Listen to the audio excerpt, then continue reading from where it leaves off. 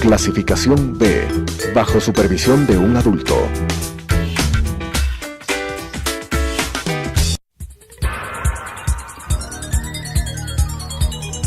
Las opiniones vertidas en este espacio por la producción y dirección del programa son de exclusiva responsabilidad de sus autores y de quienes intervienen en ellos.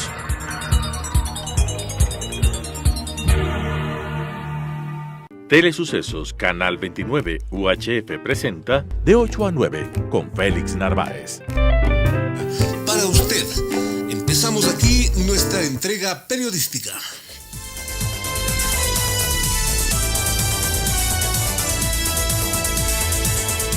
Recuerde usted que el Metro de Quito movilizará a 400,000 quiteños todos los días. El alcalde de Quito, más obras para vivir mejor. La prensa ya está circulando y sus encabezados marcan los hechos. Son los principales titulares en opinión y noticia en Sucesos. Brevísima referencia a los principales titulares de la prensa. Ya mismo nos acompaña el coronel Pazmiño a propósito de los últimos acontecimientos en la frontera con Colombia. Primera página del Universo. Víctimas de inseguridad en la frontera llegaron tras 80 días de incertidumbre. Esos cuerpos desde ayer son velados en Santo Domingo de los Áchilas. La sede de UNASUR, ese fastuoso edificio en la mitad del mundo, será un centro indígena, posiblemente una universidad. 26 casos de abusos en planteles se judicializarán. En Pozorja, Guayaquil, se inició el dragado.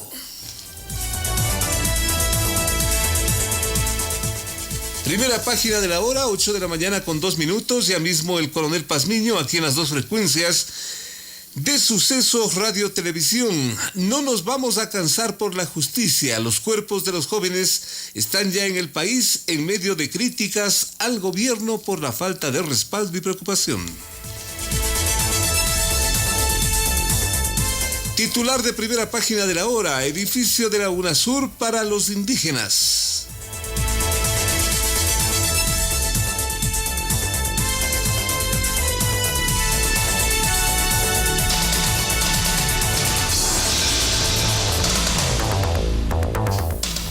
Una declaración que está generando preocupación del polémico presidente de Venezuela.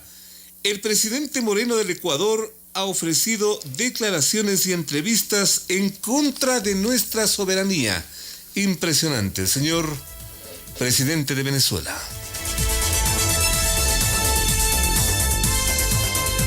Ya volvemos con más aquí, en Sucesos Radio Televisión.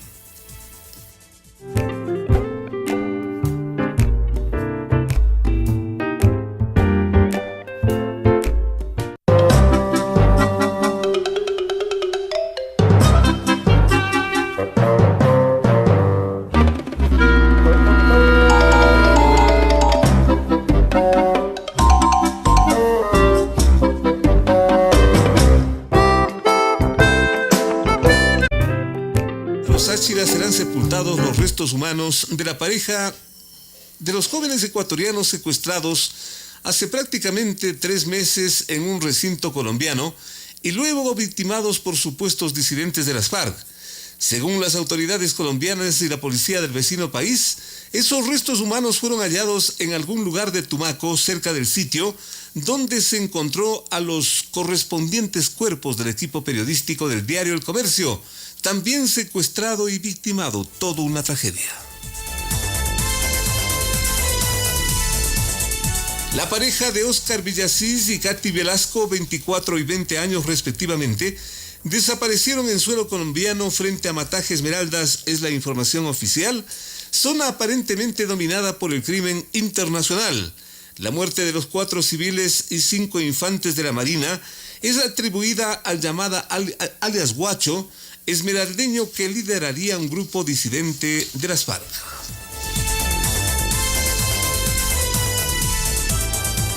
Del tal alias Guacho poco se sabe, pero aparentemente hoy es buscado por al menos esas 9 muertes, sumadas hasta aquí, que han dado paso a un marco de incertidumbre, de inseguridad, de preocupación, particularmente en esa zona fronteriza con Colombia.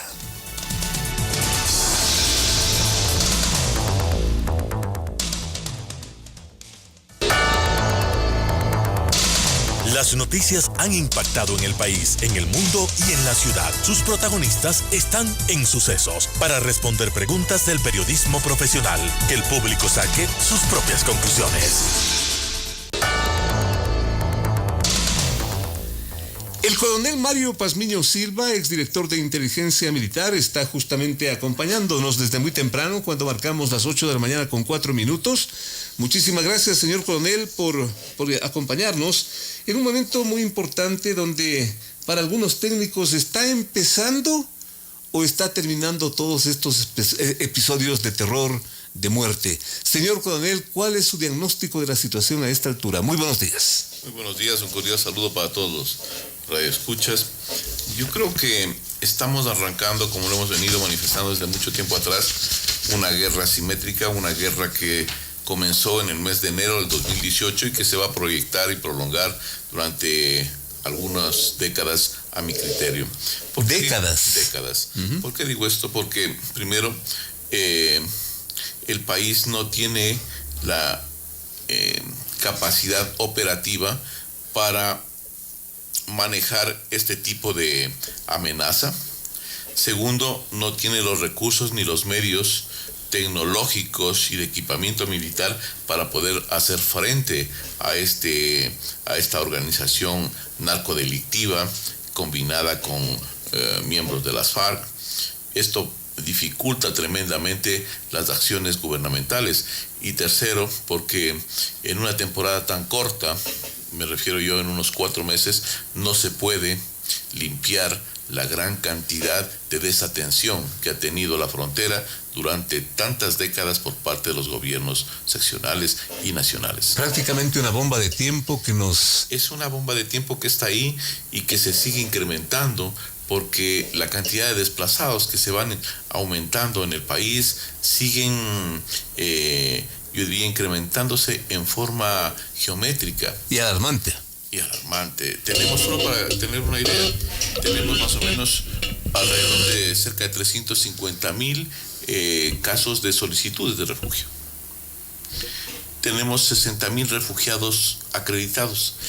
El resto de las personas están en trámites que a veces duran 10 años, 5 años y así. ¿Qué es lo que pide la gente de la frontera? Que eso es lo importante. La gente de la frontera que está al momento conviviendo con una gran cantidad de colombianos pide que se regularice a las personas colombianas que están en esa zona. Que se haga un estudio, sí, pero que se las regularice. ¿Para qué? ¿Por qué? ¿Por qué? A ver. Porque es importante regularizar. Primero, por dar un poco más de bienestar a la población que esté en la frontera. ¿A qué me refiero con esto? Hay familias enteras que emigraron desde Colombia por el conflicto. Llegan al Ecuador y son explotadas económicamente y tremendamente. Por lo tanto, huyen de un conflicto donde les escaparon de matar, llegan a un país en donde en vez de darles el apoyo, les comienzan a explotar inmisericordiamente. Hay empresas que están en la frontera. ¿Empresas? Empresas que están en la frontera que explotan al ciudadano colombiano. ¿Todo tipo de explotación? Todo tipo de explotación. ¿Por ejemplo? Por ejemplo, al trabajador palmicultor colombiano. Que yo sepa, no le pagan la cantidad de dinero que requiere o que es normal en el Ecuador. Porque no está regularizado. Necesita regularizarse para que le paguen exactamente igual. Les pongo un ejemplo. El alimento, la vivienda, la educación de una familia debe depender de la regularización de una persona que viene sometida a un proceso de persecución permanente de un conflicto armado? Yo creo que no. ¿Queremos solucionar el problema en la frontera? Comencemos regularizando a la gente colombiana. Dentro de esta regularización, que tienen que hacerse todos los controles para que no se infiltre gente que es indeseable, indudablemente. ¿Regularización qué significa o significaría qué? Regularización significa que a usted le den un carnet de refugiado. Ese carnet de refugiado es la vida y la salvación para estos migrantes extranjeros. ¿Por qué? Porque con ese carnet de refugiado puede tener trabajo digno, sin que le exploten. Puede tener, por otro lado, atención de salud. Le van a afiliar al IES.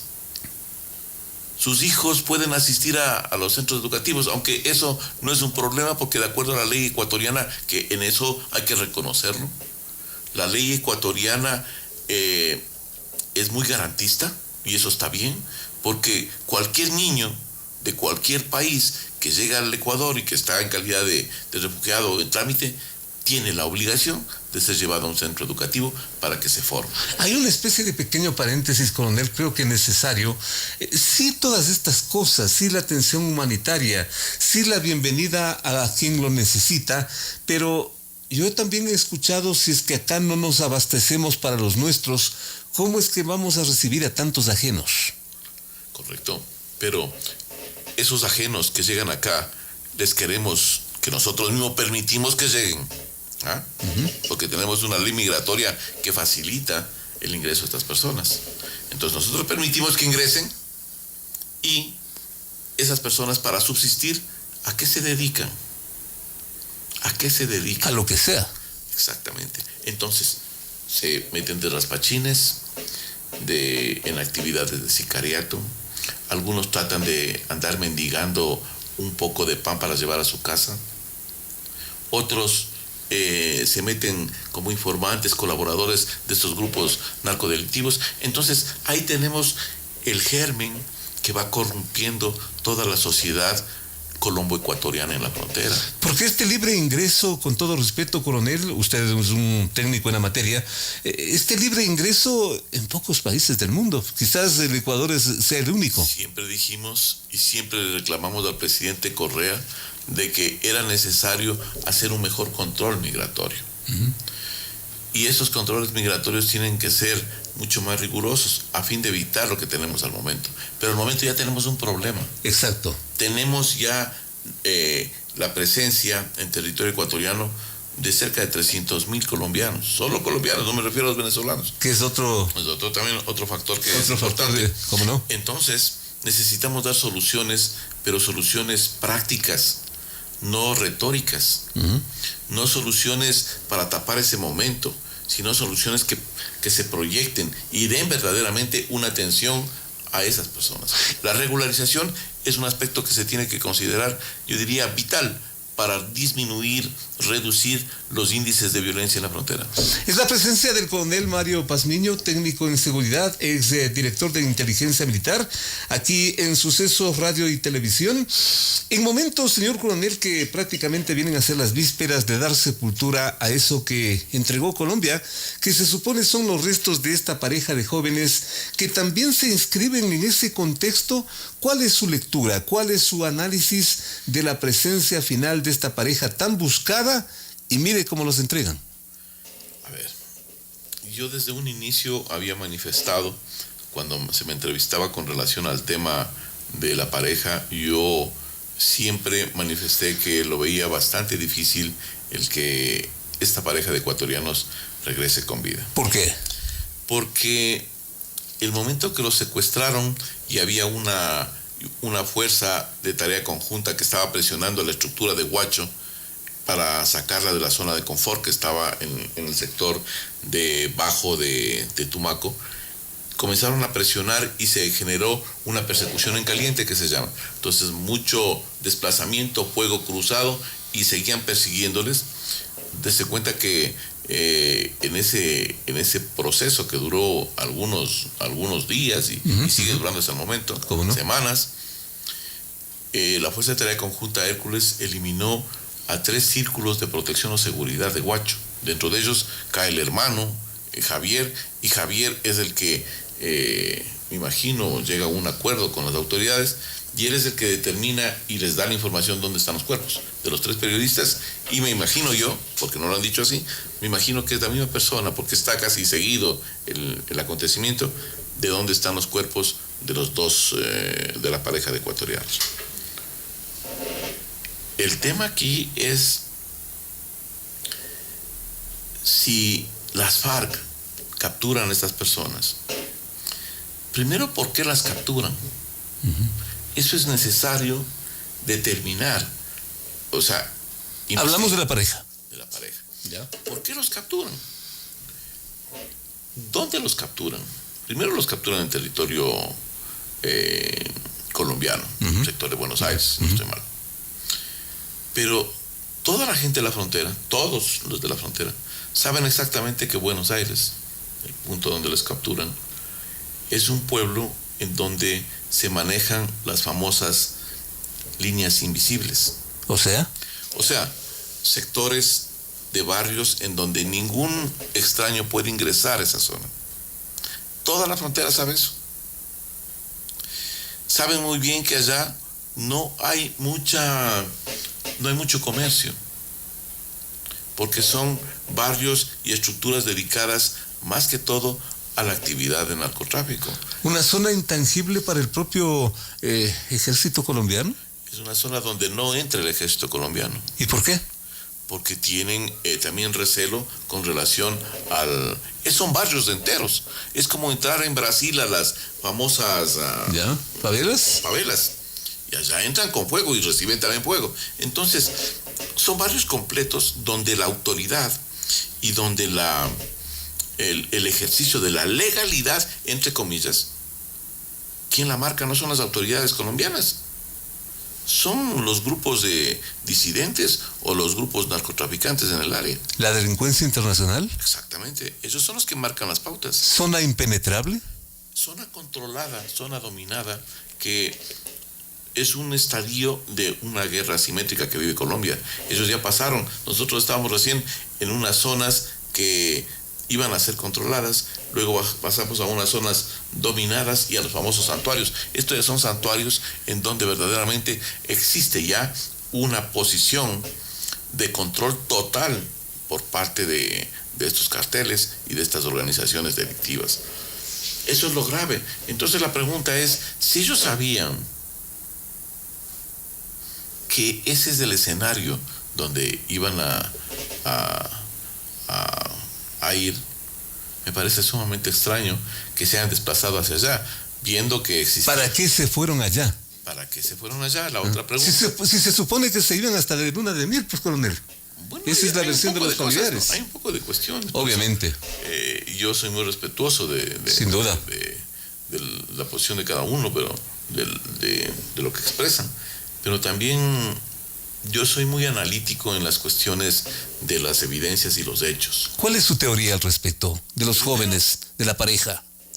Esa es una retaliación que está tomando las FARC. Las FARC generalmente, lo que lo digo y lo repito, las FARC generalmente no torturan de esta manera. Ellos ajustician de un tiro en la cabeza o en la nuca. El ajusticiamiento. Es el ajusticiamiento. ¿Ya? Y el ajusticiamiento se da básicamente por 2 cosas. Porque le robaron o los traicionaron.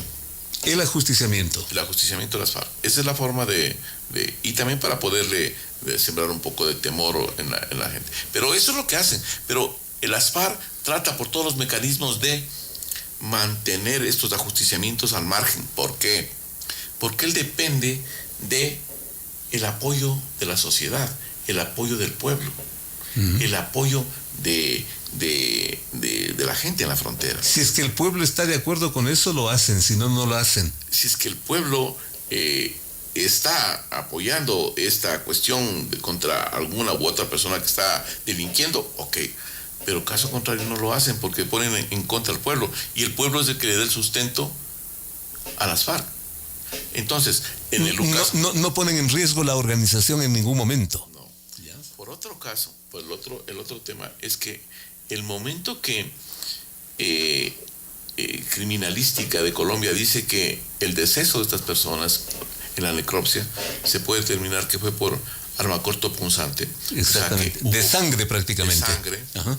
Entonces estamos hablando de un proceso de tortura. ¿Tortura por qué? Exacto.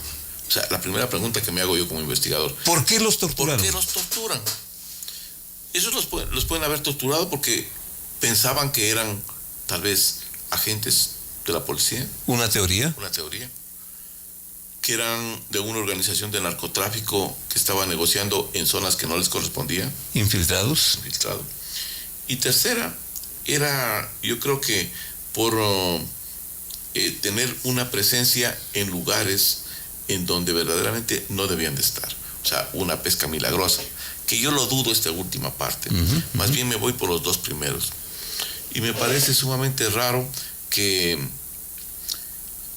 les capturen siendo una pareja común y corriente. O sea, eran ecuatorianos según lo que se conoce. Así es, así es. Ecuatorianos. Dicho por los propios familiares, además. Común y corriente. Así El es. señor, de lo que sabemos, trabajaba en la construcción. La señora una ama de casa, tenían 2 bebés. No más de eso. No es lógico que se ensañen y que los maten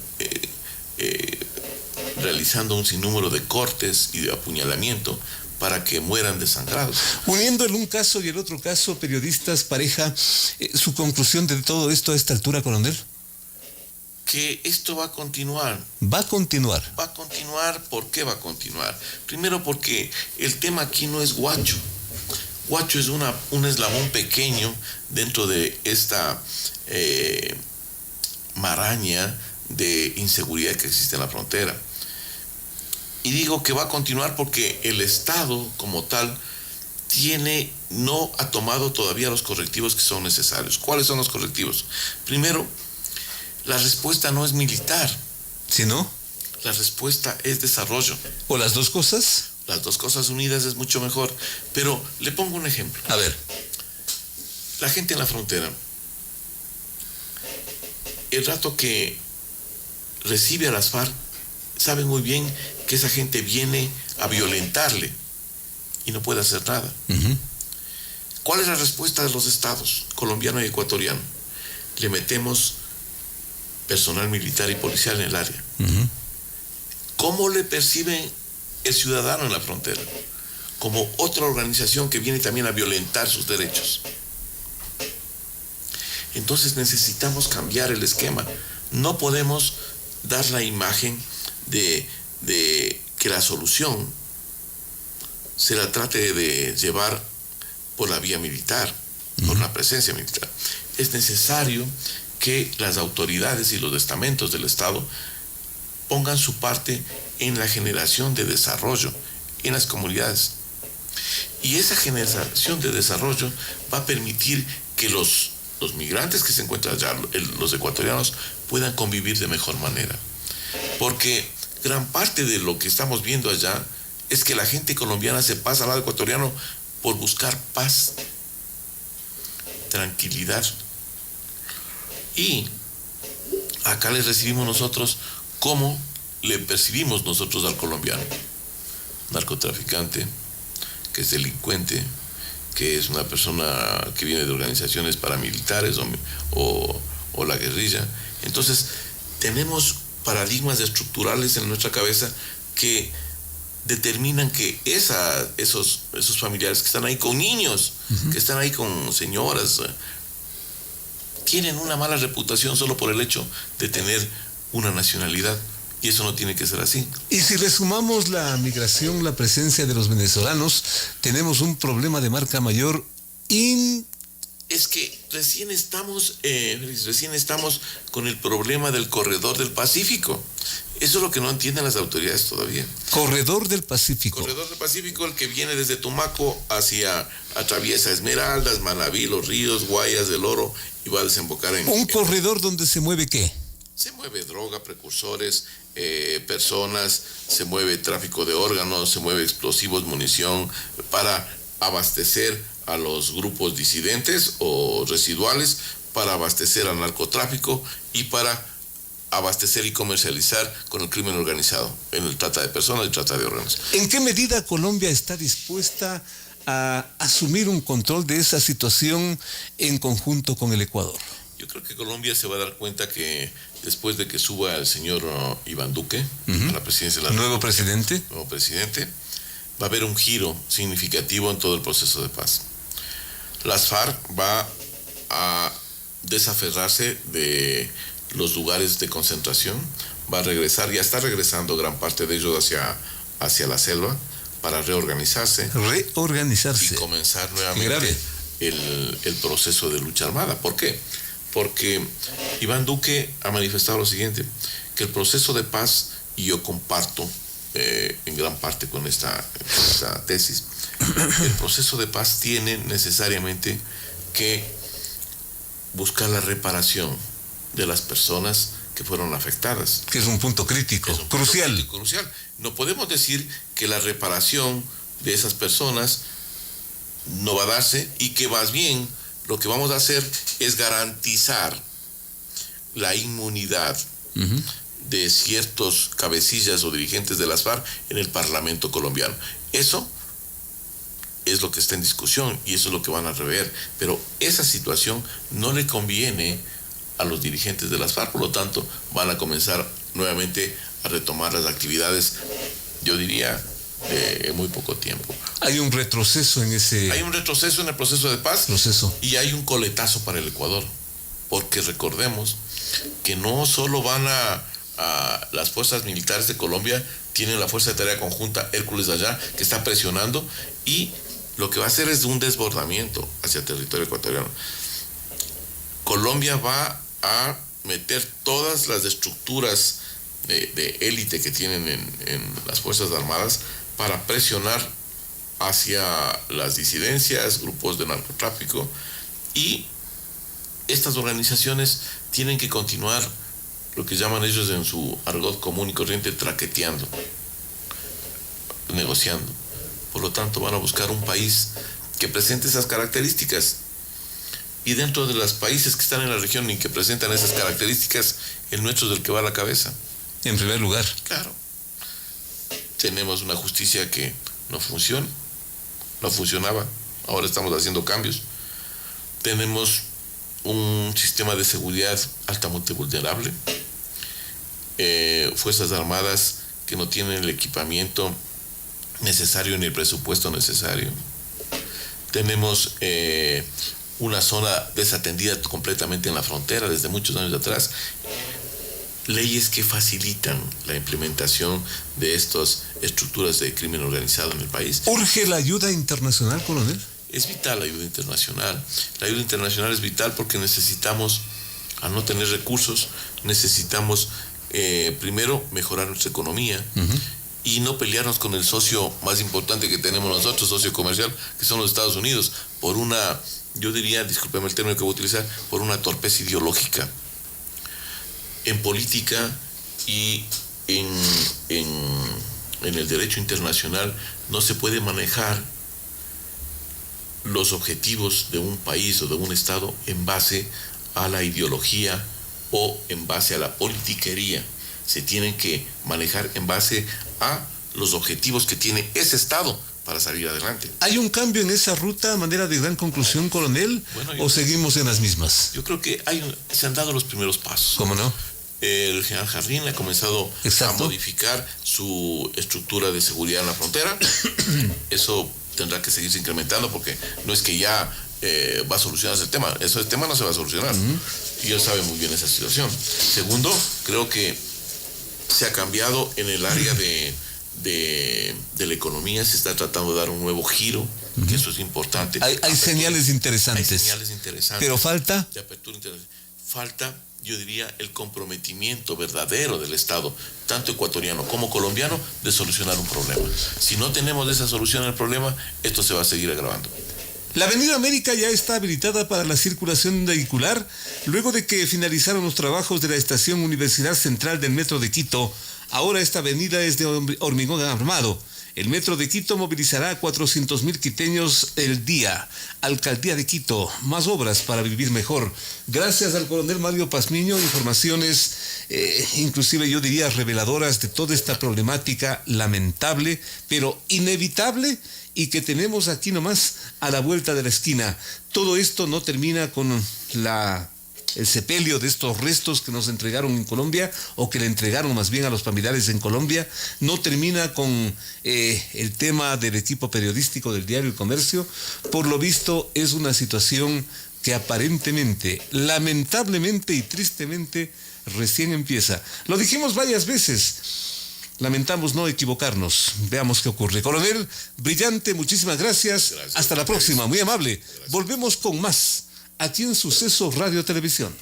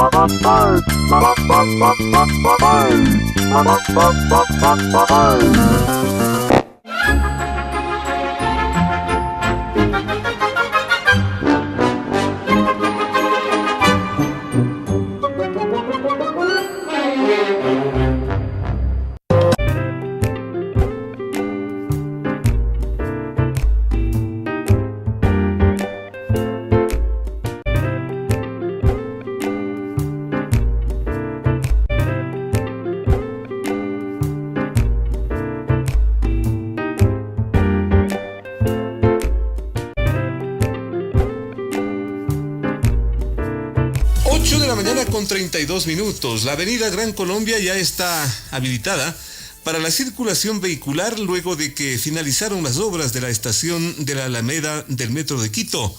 Ahora luce una nueva cara con veredas más anchas y regeneradas. El Metro de Quito movilizará a 400,000 quiteños al día. Lo dice la Alcaldía de Quito, más obras para vivir mejor. Trascendió que las oficinas centrales de la Interpol en Lyon, Francia, ya conocen del requerimiento de la jueza de garantías penales del Ecuador, Daniela Camacho, para buscar y capturar al expresidente Rafael Correa. El requerimiento de la jueza Camacho es una vez que Correa está vinculado o fue vinculado al proceso por el intento de secuestro del exasambleísta opositor Fernando Balta, y que él se niega a presentarse periódicamente conforme lo dispuso la propia jueza en Quito. En respuesta a eso, y horas atrás, el expresidente acudió al consulado del Ecuador en Bélgica, donde él reside tras dejar el poder hace 10 años, tras 10 años de poder, y marcar con medidas impositivas todo lo que es de dominio público. Correa está en ese punto, y también la Interpol por tomar una decisión. A partir de ese momento se han hablado de muchas cosas, que cómo es posible que esto le pase al expresidente, que se podría acudir o recurrir al mecanismo del asilo político, del asilo diplomático, en fin, tantas cosas que preocupan al país. A partir de este momento, los analistas doctores Luis Verde Soto y Napoleón Saltos nos acompañan en Sucesos Radio Televisión. ¿En verdad Correa víctima de la persecución de quienes él persiguió desde el poder, o qué mismo está pasando con todo esto? Buenos días a nuestros invitados. Empecemos por el doctor Luis Verde Soto. Doctor, buenos días. Buen día, gratísimo estar con ustedes. Muy gentil. Pues yo creo que la victimización tiene dos lados. Aquel proyecto de victimización que puede tener el expresidente Correa, es decir, proyectar una imagen de agredido por la situación política del país, presentar o tratar de degradar la situación de la justicia a un acto de venganza personal. Es la primera emisión que sabemos que él va a tratar de hacer, es una forma de huir hacia adelante. Y la otra, evidentemente, es de que la ciudadanía asuma ese mensaje como tal y lo victimice. Es decir, esos dos lados existen con posibilidades. La victimización. Pero claro, todo ello dependerá efectivamente si las diversas fuerzas del país logran o dan espacio para que esta interpretación distorsionada ocurra, y donde siga teniendo espacio en el mundo internacional y nacional el presidente Correa para emitir ese mensaje de victimización. Las dos partes tendrán que arreglar aquello, ¿no es verdad?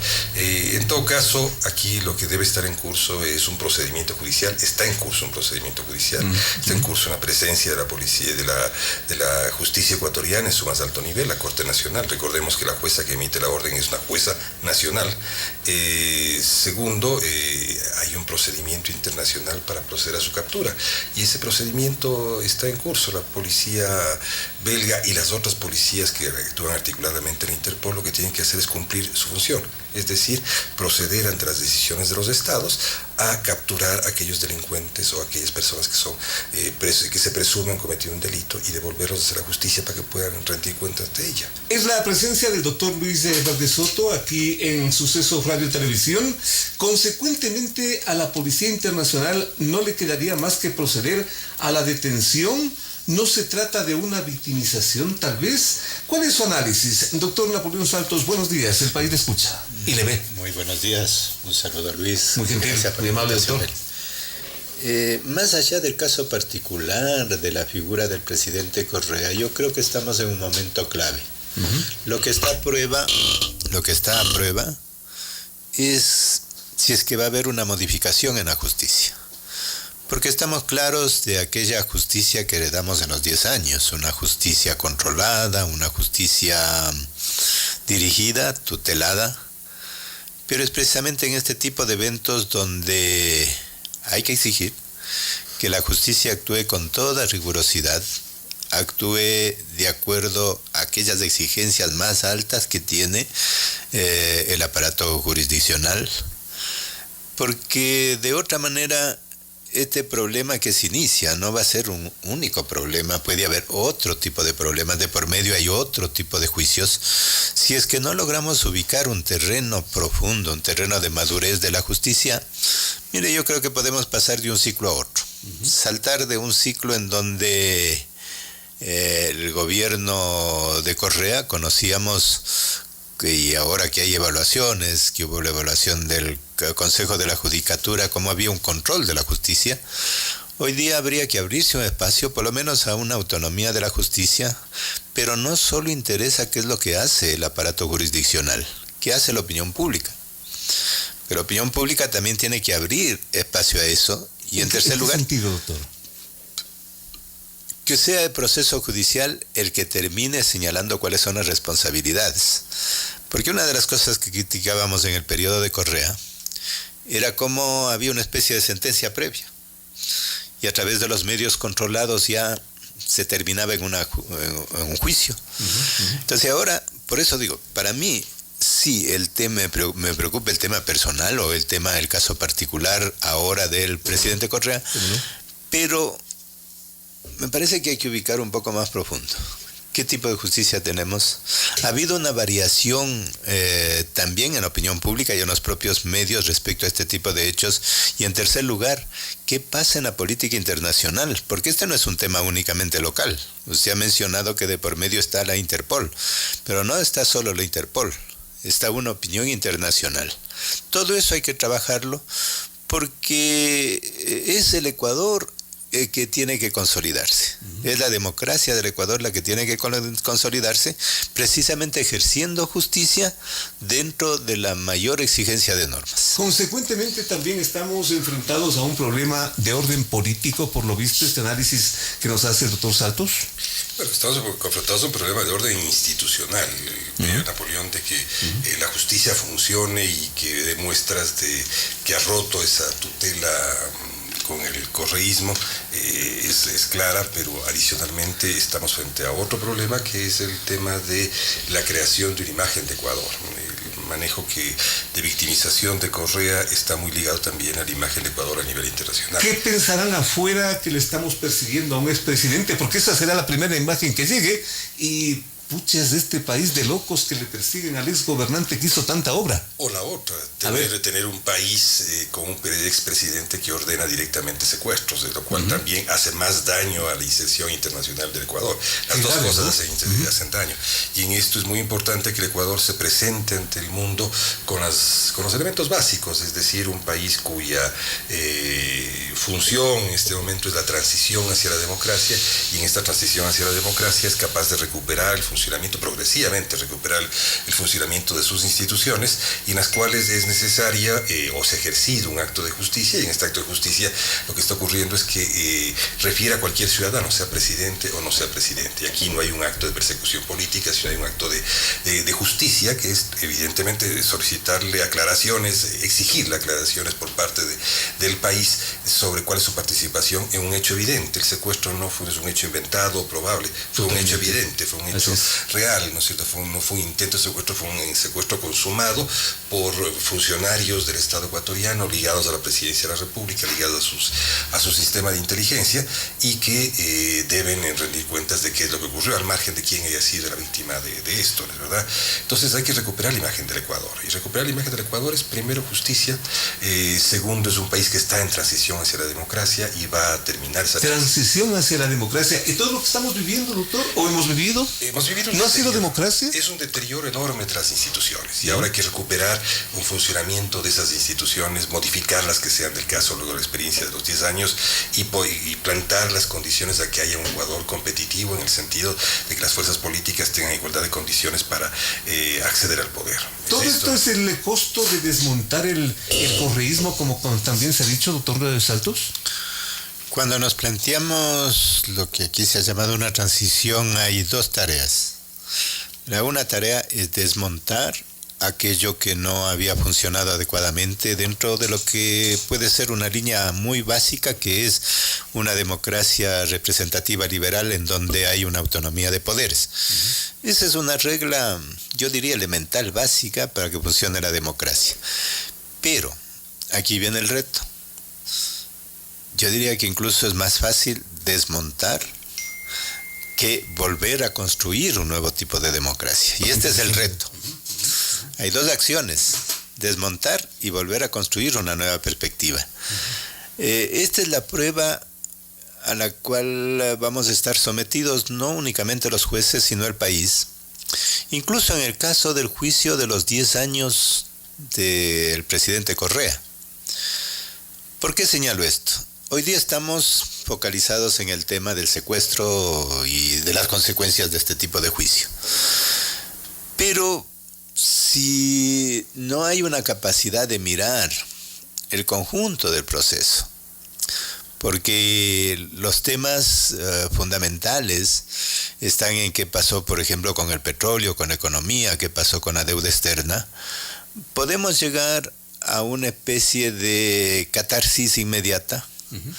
Sí, se puede llegar a determinado resultado. Hoy mismo hay ya una especie de fractura en el país. Aquellos que predican la victimización del presidente Correa y la búsqueda de un proceso diferente. Entonces, ¿cómo hacemos, por lo menos esa es mi preocupación, para que en este tipo de casos no sea únicamente un hecho inmediato de catarsis coyuntural, de una especie de desahogo frente a todo lo que fue el control de los 10 años, sino más bien el punto de partida que también recoja, ojalá, voy a ser aquí optimista, las autocríticas de los propios sectores que estuvieron involucrados en ese control de la justicia en el periodo anterior. Porque ahora estamos, a través, por ejemplo, del Consejo de Participación Ciudadana, no solo en qué pasó con el Consejo de la Judicatura, sino que el Consejo de la Judicatura está actuando sobre el conjunto del sistema judicial. ¿Cómo no? Entonces, estos elementos que son particulares y el proceso global, que debe tener conciencia y vigilancia la ciudadanía. Para ser la ciudadanía y la opinión pública tenemos que ser extremadamente exigentes. No solo frente a los hechos coyunturales, y yo los llamo, no sé si un poco fuerte, con catarsis de hechos particulares, y perder la energía en aquellas transformaciones que son posibles ahora, y que si perdemos la oportunidad, yo digo, si en este periodo inmediato no hay esa transformación, poco a poco se va a perder el espacio para lo que creo que es la aspiración fundamental de la ciudadanía, una justicia autónoma, una justicia, aunque sea repetitivo, una justicia justa, una justicia que pueda actuar de acuerdo a la verdad judicial. Es la presencia de los doctores Luis Verde Soto, Napoleón Saltos, a propósito de los últimos acontecimientos y este punto de tanta expectativa, la situación, el futuro del expresidente Correa.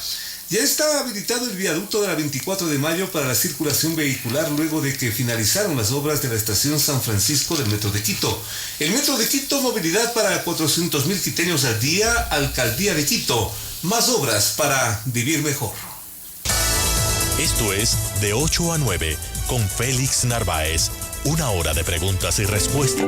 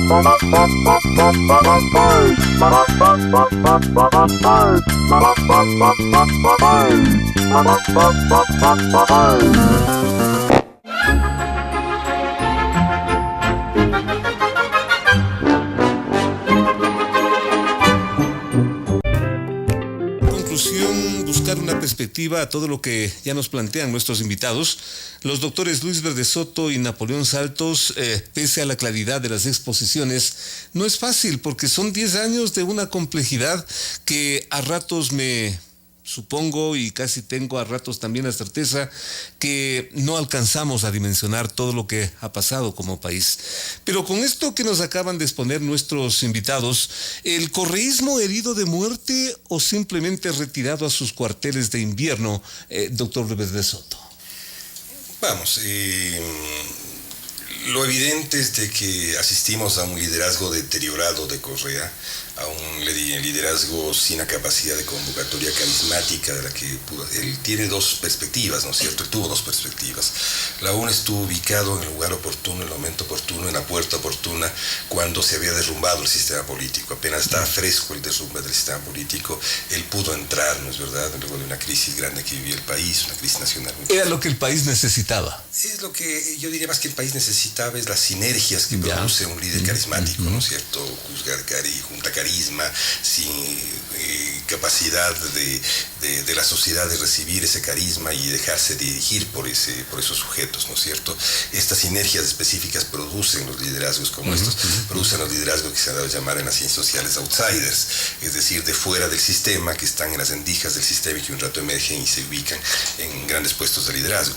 Él es producto también de un sistema político muy débil, casi de papel, que ciertamente le permitió entrar rápidamente y le permitió derrumbar o profundizar el derrame de estas fuerzas. Pero claro, es el segundo nivel, ¿no es cierto?, es cuando este liderazgo, una vez que sube sobre los resortes del poder y con la cantidad de estímulos adicionales como que hubo la mayor cantidad de recursos y excedente de toda la historia republicana, evidentemente fue un liderazgo cuyo carisma se multiplica, cuya capacidad de control se multiplica, cuya utilización de la legitimidad de origen se multiplica, y pudo efectivamente ejercer una forma despótica de ejercicio del poder y de reorganización institucional. El drama con Correa no solamente es el de haber destruido instituciones, sino haber impuesto instituciones diversas, y que ahora el desmontaje de esas instituciones, pero la reconformación de nuevas, es un proceso sumamente largo y complejo que puede tomar algunas décadas. Y evidentemente ahora asistimos a este otro momento de la cultura institucional del Ecuador. El Ecuador es un país con una vieja raigambre de caudillismo, ¿no es cierto?, es histórica, es un problema que no se construye en el corto plazo, es histórico. En el caudillismo y en el tipo de populismo ecuatoriano estamos acostumbrados a un mecanismo en que el caudillo, el líder populista, pierde violentamente legitimidad porque los sectores de sostén rápidamente le retiran ese soporte. Eso ha ocurrido en el caso ecuatoriano, eso sabía Correa que se le venía y por eso no se presenta en las elecciones. Y claro, hay las susceptibilidades de que si con la rapidez con que se le quitaron este sustento puedan volver a entregarse. Yo no lo creo en el corto plazo. Hay muchos elementos nuevos en el Ecuador. Evidentemente la reconformación del crecimiento económico es una tarea que tomará muchísimo tiempo, y se ve que esa retoma del crecimiento económico está asociado con sacarle cuentas a la corrupción en Ecuador. Mientras no se saque cuentas a la corrupción, no habrá el país no podrá entrar en la senda del crecimiento, no solamente porque logremos que nos devuelvan algo de lo robado, sino que en una economía en que se roba no es posible crecer, no hay inversión. Clarísimo. Entonces, clarísimo. Estamos al borde de un proceso mucho más largo, y por otro lado es evidente que Correa es este rato simplemente un líder en deterioro, y cuando los líderes en deterioro entran en un momento de su curva vital, simplemente pueden quedarse fuera. Tenemos varios en el país. Pregúntesele por si acaso a Abdalá Bucaram, pregúntese a muchos otros liderazgos parecidos. Este rato se parece muchísimo el grito desesperado de Abdalá Bucaram en las radios guayaquileñas con el grito desesperado de Correa desde Bélgica. Hay la misma estructura de líder en deterioro, en retiro, que en la medida en que no tenga acceso por un periodo a los resortes de poder, y parece que esa es la decisión de la justicia, de que si él se asila o cualquier forma que adopte y no se presenta a la resolución del juicio, tendrá varios años fuera de la escena política, y esto es lo que el país necesita un poco para tener el oxígeno suficiente, no estar ahogado por un discurso absolutista que se comió todos los resortes de creación de la opinión pública. Necesita para poder entrar a definir nuevas construcciones institucionales. Consecuentemente estamos asistiendo al sepelio, la reconstitución del correísmo. Démosle una conclusión a todo esto, doctor Santos. Hemos coincidido aquí con Luis en caracterizar este periodo como un periodo de transición. Transición. Y las transiciones son oportunidades en ciertos momentos para los países. Y hay que valorar esa transición. Para que esta transición garantice que no regresemos a un nuevo ciclo. Porque el Ecuador vive de ciclo en ciclo. Periodos en que otros eran los dueños de la justicia. Luego pasó a ser dueño de la justicia Correa. Si es que pensamos únicamente el tema inmediato de Correa y no dirigimos la mirada un poquito más allá, podemos correr el riesgo de que los pasos claves que se están dando repitan un ciclo. ¿Cómo hacer para que en esta vez, puede parecer demasiado optimista, en realidad sí tengamos una justicia sin dueños, una justicia sin tutelaje, una justicia, llamémosla, independiente? Para tener democracia. Para tener democracia. Entonces, es de un lado el objetivo desmontar el ciclo Correa. Pero cuidado, que si no tenemos la mirada puede ser que regrese el anterior ciclo. Y nos convertimos en estatuas de sal. Y entonces aquí viene el problema. A ver. No solo en el tema de la justicia, sino en el tema de la economía. En el tema de la economía estamos viendo... Que es crítico yo también, diría que estamos asistiendo, tal vez más claro en la economía que en la justicia, porque ahí en la justicia hay una serie de recovecos Pero en economía estamos asistiendo al tope, al fracaso, al límite de dos modelos. El modelo de Correa fracasó. El modelo de Correa llegó a su tope y ha llevado al país a lo que le ha llevado, a una situación difícil, con deuda, a una situación de estancamiento económico. Pero frente a eso, ¿qué se está planteando? Un retorno a las políticas neoliberales, privatizaciones, baja de impuestos para los grandes capitales, no se abandona el tema de la deuda externa, TLCs. Entonces, para mí ahí viene el problema. Sí hay que ver con urgencia el tema de Correa y parte de la tarea es desmontar el correísmo. Pero gran parte de la tarea es sobre todo asegurar que lo que se construya no sea la repetición de ciclos y de repente el Ecuador se encuentre frente a una falsa disyuntiva. O Correa o el retorno al proyecto neoliberal.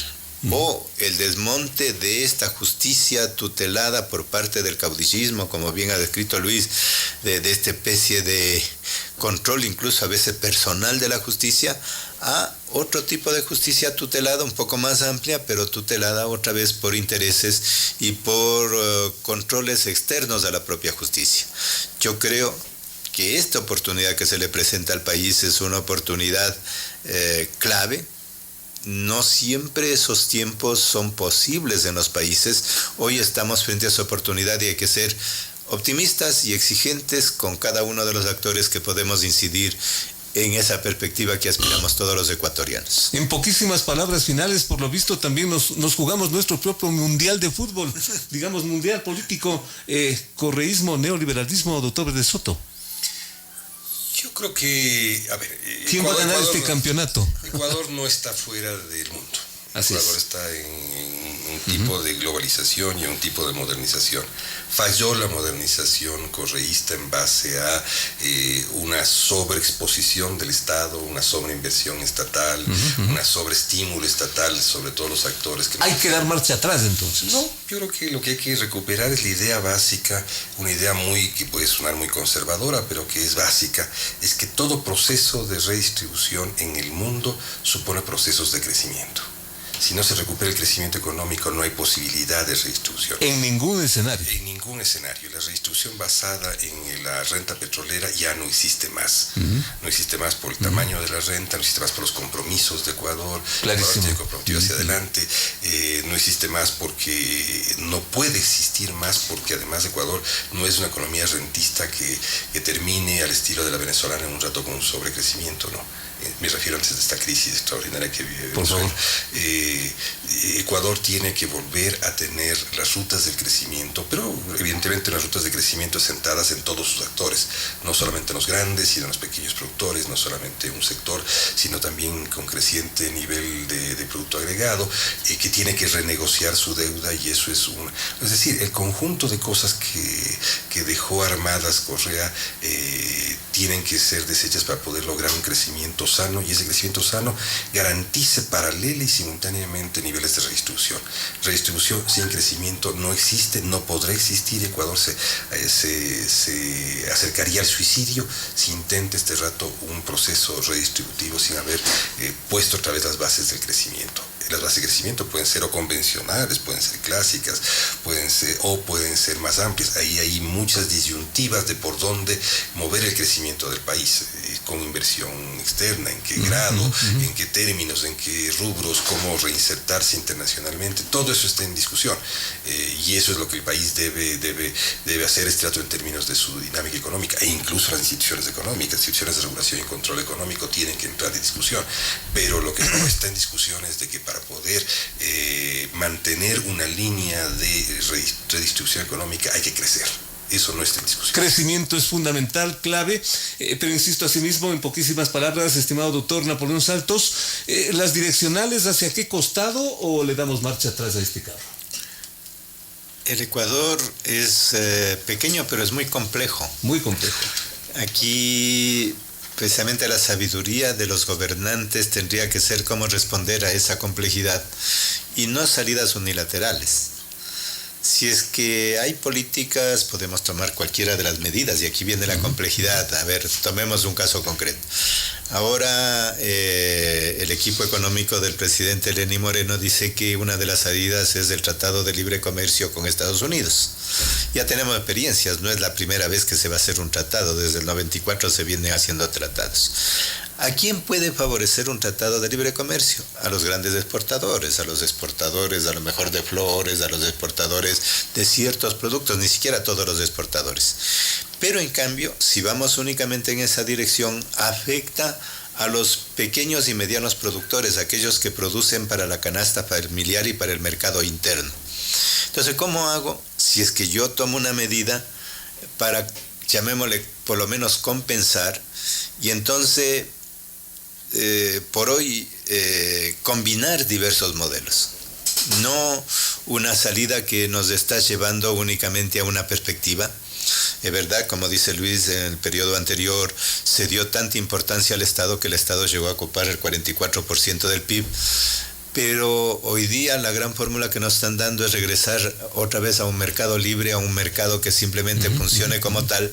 Y entonces esta especie de bandazos es lo que yo llamo la repetición de ciclos. Así como hemos hablado en términos de la justicia, habría que hablar también en términos de la economía. ¿Cómo no? ¿Cómo logramos este salto y con el aporte de todos los sectores, con posibilidades sobre todo de un giro a un modelo productivo y a un modelo que vuelva la mirada hacia las condiciones del mercado interno, no solo hacia las oportunidades del mercado externo? Qué interesante análisis que nos van dejando nuestros dos invitados de lujo, Luis Verde Soto, Napoleón Saltos, analistas, sociólogos, técnicos en esta materia tan compleja, tan apasionante al mismo tiempo, pero tan importante para el futuro de este país. Gracias a nuestros invitados, porque lo fundamental, amable oyente, amable televidente, es que usted mismo saque sus propias conclusiones y que no le den sacando. Gracias a nuestros invitados, insisto, y recuerde usted, el Metro de Quito movilizará 400,000 quiteños al día. La Alcaldía de Quito, más obras para vivir mejor. Gracias a nuestros invitados, pero sobre todo y fundamentalmente, gracias por su siempre deferente atención. Dios mediante, hasta la próxima semana. Las opiniones vertidas en este espacio por la producción y dirección del programa son de exclusiva responsabilidad de sus autores y de quienes intervienen en ellos.